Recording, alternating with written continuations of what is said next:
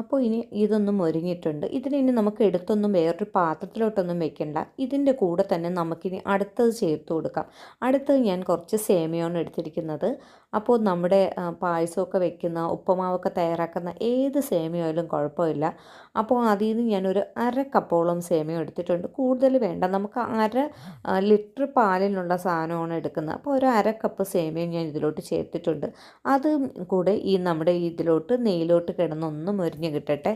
അപ്പോൾ നെയ്യ് ചേർത്ത് നമ്മൾ ഈ ഡ്രൈ ഫ്രൂട്ട്സ് തയ്യാറാക്കി നമുക്ക് സേമിയയും കൂടെ ഇതിലോട്ടിട്ടൊന്ന് മൊരിച്ചെടുക്കാം.